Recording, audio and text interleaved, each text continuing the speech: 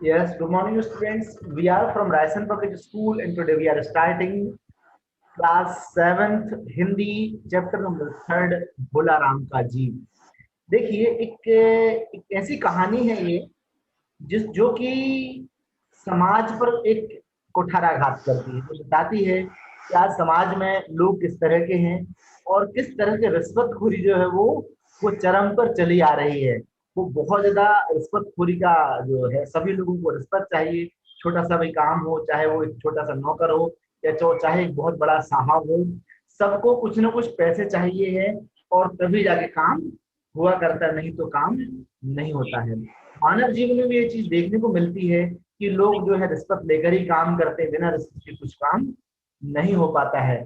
ये जो कहानी है जो हरिशंकर परसाई के द्वारा लिखी गई है, इस कहानी में हरिशंकर परसाई ने ईश्वर को लेकर भी, मतलब इस कहानी में उन्होंने बताया है यदि ईश्वर भी हमारे पास आ जाए और हमसे कहे कि ये चीज हमारे लिए चाहिए है, ये हमारी है, तो हम उनसे भी रिश्वत मांगने लगते हैं। ये मानव जीवन में एक बहुत बड़ा कुठाराघात है। चलिए हम अपनी कहानी को स्टार्ट करते हैं। देखिए, हाँ, भोला राम का जी धर्मराज लाखों वर्षों से असंख्य आदमियों को कर्म और सिफारिश के आधार पर स्वर्ग और नरक में निवास स्थान अलॉट करते आ रहे थे, पर ऐसा कभी नहीं हुआ था। अब देखिए हो क्या गया था, एक आत्मा जो थी वो गुम गई थी, ठीक है, और असंख्य वर्षों से जो है धर्मराज साहब ये सब काम करते हुए आ रहे थे, लेकिन ऐसा नहीं हुआ था कि कोई आत्मा गुम जाए। सामने बैठे चंद्रगुप्त बार बार चश्मा पहुंच रहे थे और बार बार क्या कर रहे थे, थूक से पन्ने पलट रहे थे कि आखिर वो आत्मा गई तो गई कहाँ। रजिस्टर पर देख रहे थे, ढूंढ रहे थे कि कहाँ पर है वो आत्मा, कहाँ पर मुझे मिल जाएगी, ऐसा वो सोच रहे थे। कौन? धर्मराज। चलिए हम यहाँ से आगे देखते हैं।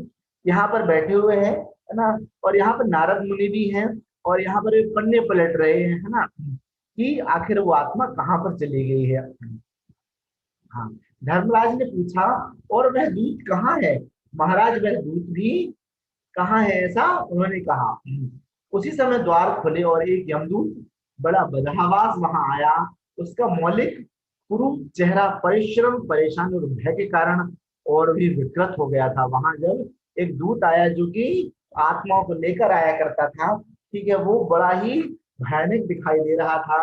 वैसे तो ये जो यमदूत होते हैं वो भयानक हुआ ही करते हैं, लेकिन उसने मेहनत करी तो ढूंढ ढूंढ के वो परेशान हो गया था। वो आत्मा ऐसी गायब हुई कि वो हमको मिल भी नहीं रही थी। तो वो जो जो यमदूत था वो बड़ा परेशान होता हुआ आया था।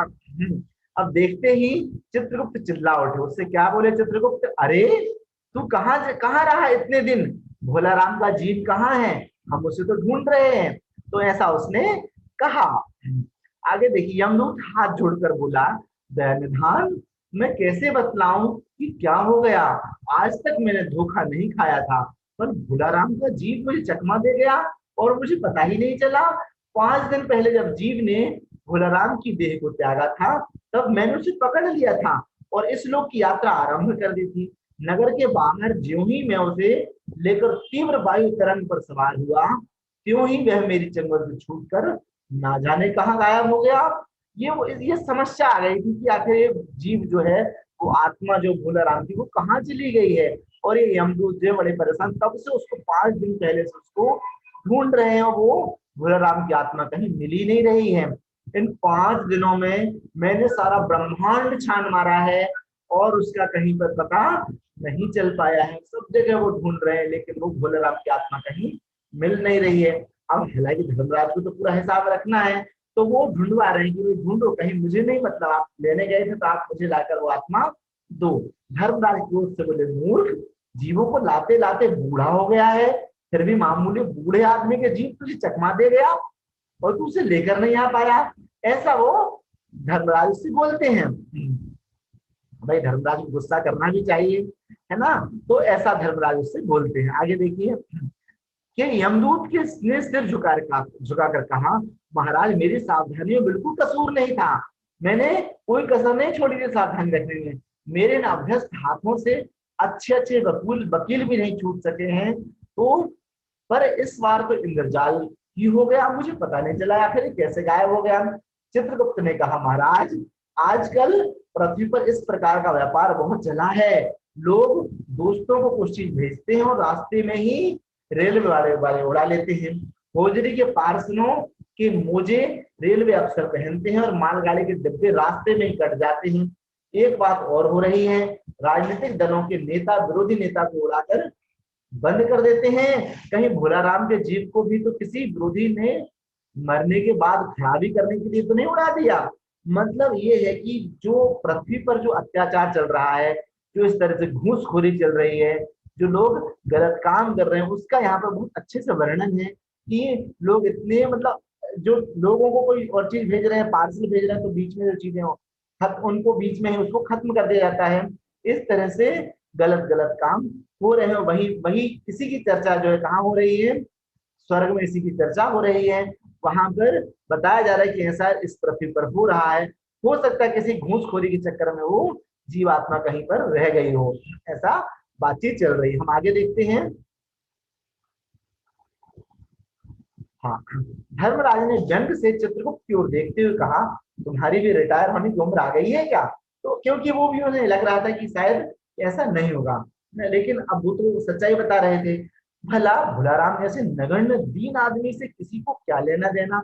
उसी समय कहाँ से घूमते घूमते नारद मुनि वहां आ गए। अब देखिए वहां पर क्या है, नारद मुनि का काम तो इधर उधर घूमना होता ही है। तो घूमते घूमते नारायण नारायण करते हुए नारद मुनि वहां पर पहुंच गए, है ना। उन्होंने क्या देखा, धर्मराज को गुमसुम बैठे देखा। तो क्यों धर्मराज, कैसे चिंतित बैठे हो? ये नारद मुनि ने कहा। क्या नरक में निवास स्थान की समस्या अभी हल नहीं हुई है क्या? धर्मराज ने कहा, वह समस्या तो कभी की हल हो गई है नारद मुनि। नरक में पिछले सालों में बड़े गुणी कारीगर आ गए हैं, इसलिए उसकी जो व्यवस्थाएं थी सब सही हो गई हैं, ऐसा वो बता रहे हैं। मतलब कई ऐसे गुणी कारीगर थे जिनमें कला बहुत सारी थी, लेकिन उनको सही काम नहीं मिला, वो सही कारीगरी वहां अपने जीवन में नहीं कर पाए और उनकी मृत्यु हो गई। और फिर अब वो नरक में पहुंचकर उन्होंने गलत काम किए।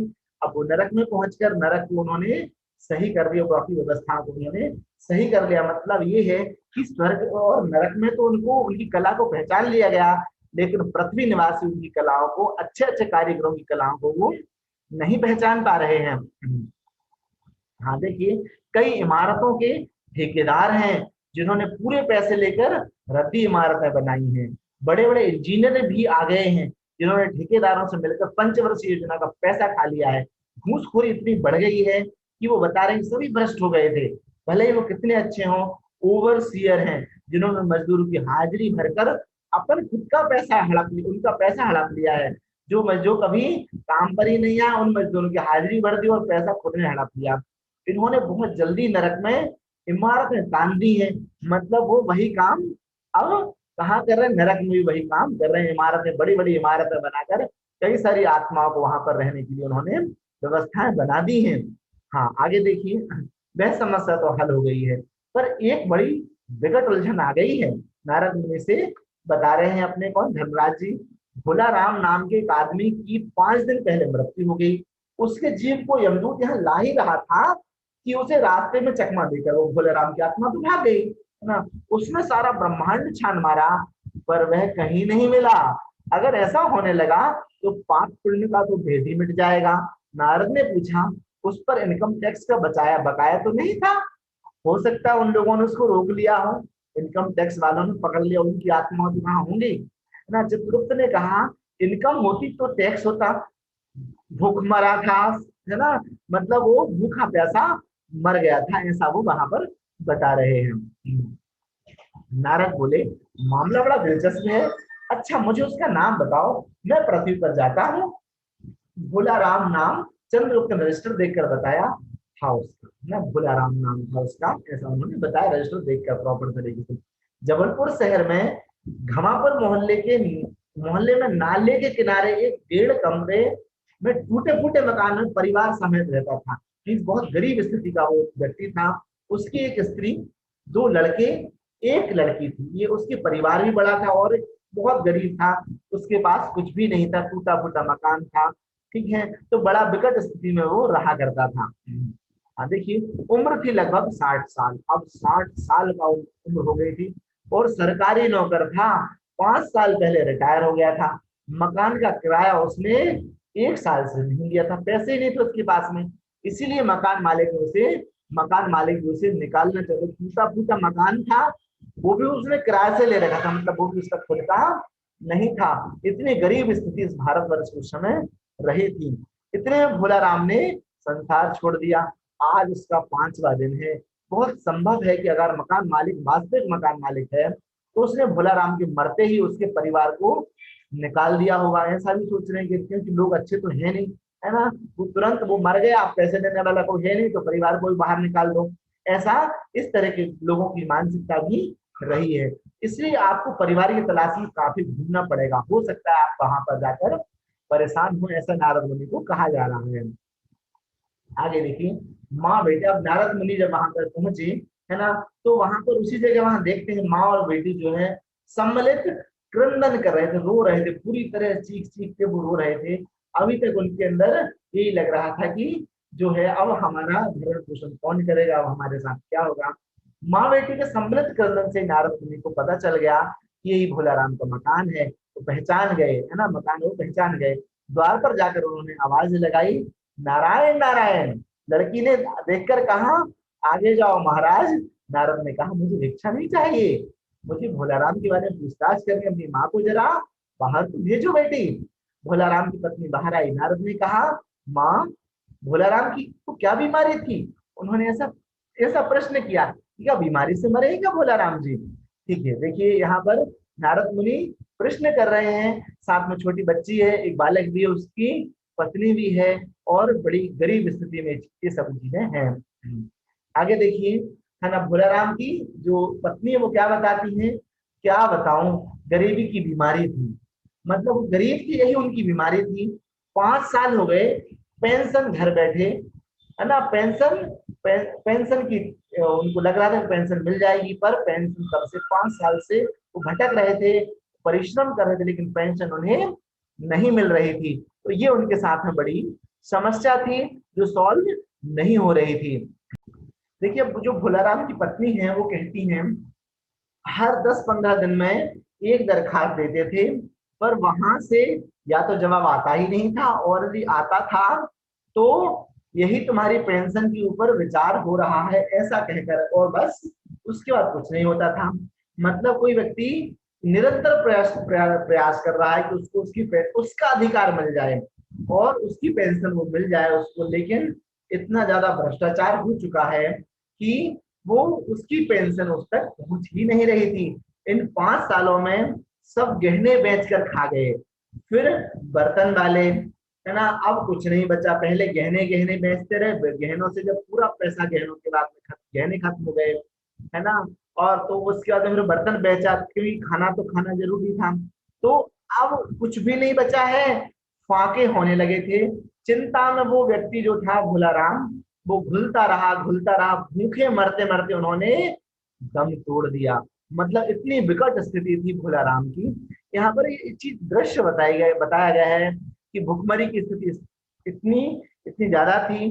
लोग दूसरों का दर्द नहीं पहचानते थे, और उनका दर्द ना पहचानते हुए उन्हें जरूर क्या चाहिए था, उन्हें जरूर कुछ एक रिश्वत चाहिए थी, है ना, उन्हें कुछ ना कुछ चाहिए था, ताकि जो है उसकी पेंशन तब वो रिलीज करते, और भले वो मर गया तो उन्हें उसका कोई दुख दर्द नहीं था लोगों को।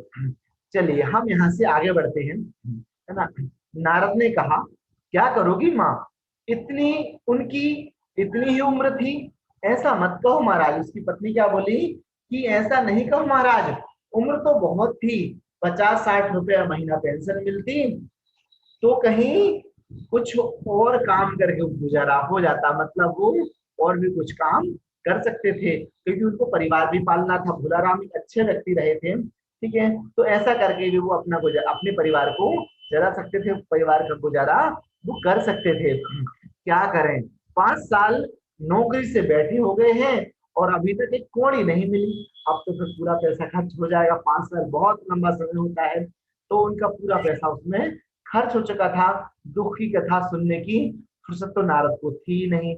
नारद भी बेचारे दुखी दुखी होने की वो कहानी जो है उनको पास में टाइम ही नहीं था कि वो उस कहानी को सुनते, लेकिन कहानी जो थी बड़ी दुखमय थी, बड़ी ही ऐसी कहानी थी जो कि बड़ी दुख भरी कहानी थी।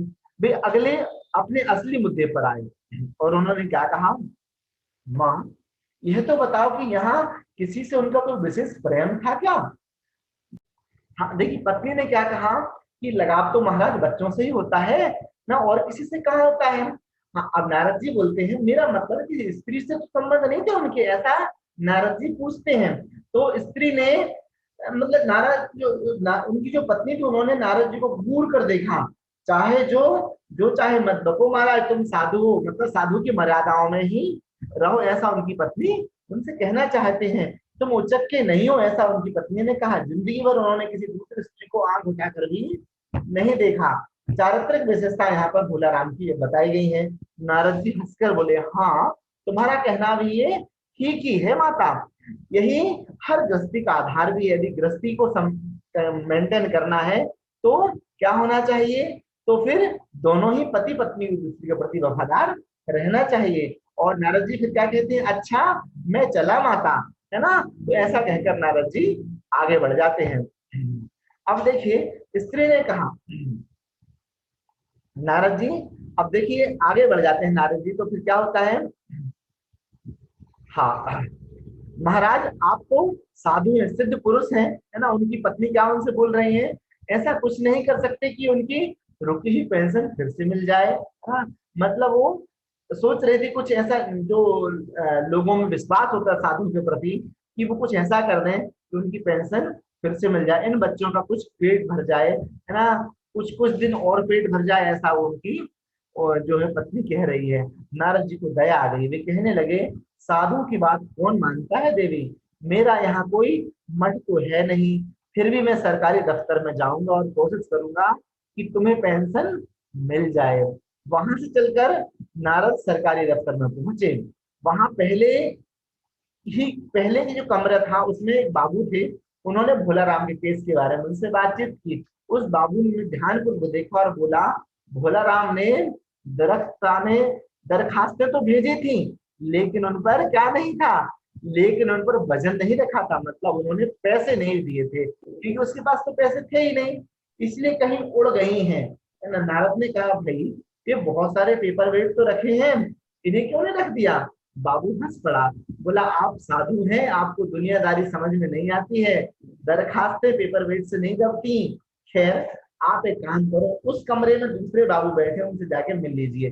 अब क्या हो गया, उनको समझ में आ गया कि जो है भाई, जो एक एक बाबू दूसरे बाबू को, दूसरे से तीसरे, तीसरे से चौथे, ऐसे वो नारद जी अब घूमना चालू हो गए थे। नारद उस बाबू के पास गए, उसने तीसरे के पास भेज दिया, तीसरे बाबू ने चौथे के पास भेज दिया, चौथे ने पांचवे के पास भेज दिया। और जब नारद 25-30 बाबुओं के पास घूम कर आए, तब एक चपरासी ने कहा, महाराज आप क्यों इस चक्कर में पड़ गए हैं, आप अगर साल भर में यहाँ चक्कर काटते रहे, मतलब सैकड़ों बाबुओं से मिलते रहे, तो भी आपका काम नहीं होगा, जब तक कि आप रिश्वत नहीं दोगे, जब तक कि आप पैसे नहीं दोगे, तब तक ये कोई भी काम नहीं करेंगे। इनको सरकारी पगार तो मिलती है, लेकिन साथ में जो है ये रिश्वत भी खाना चाहते हैं। रिश्वतखोरी बहुत ज्यादा बढ़ चुकी है, वो ऐसा यहाँ पर वो समझाने की कोशिश की जा रही है। आप तो सीधे बड़े साहब से मिलिए, मतलब बड़े साहब भी कैसे हैं, वो भी रिश्वतखोर ही हैं, उन्हें खुश कर लिया तो अभी काम हो जाएगा। नारद बड़े साहब के कमरे में पहुंचे, बाहर चपरासी घूम रहा था, मतलब अकर्मण्यता भी यहाँ पर बताई गई है कि चपरासी जो कोई काम नहीं कर रहा वो भी सोता रहता है, ठीक है, इसलिए नारद ने उसे छेड़ा नहीं और बिना विजिटिंग कार्ड के ही वो अंदर पहुंच गए। अब बड़े साहब नाराज हो गए कि भाई ऐसे कैसे आ गए, बिना उसकी पर्ची के आ गए, इससे कोई मंदिर मंदिर समझ रखा गया, साधु का वेशभूषा थी। उन्होंने बड़े साहब ने कहा, ये मंदिर मंदिर थोड़ी है, कहीं भी चले आए, गड़गड़ा नहीं चले आए, चिट क्यों नहीं भेजी कि मैं आया हूँ, ऐसा चिट भेजती है बाबुओं के बड़े साहब के पास में। तो नारद जी क्या कहते हैं, नारद ने कहा, कैसे भेजता साहब, चपरासी तो सो रहा था, क्या काम है। साहब ने रौब से पूछा। नारद ने भोलाराम का पेंशन केस बतलाया है ना, उन्होंने बताया कि भोलाराम का पेंशन वाला जो केस है वो उस तक नहीं पहुंची पेंशन के, क्या हो सकता है उसके लिए। साहब बोले, आप है बैरागी, दफ्तर के रीति रिवाज आप जानते ही नहीं है, असल में भोला राम ने ही गलती की है, भाई यह भी एक मंदिर है, यहाँ भी दान पुण्य करना पड़ता है।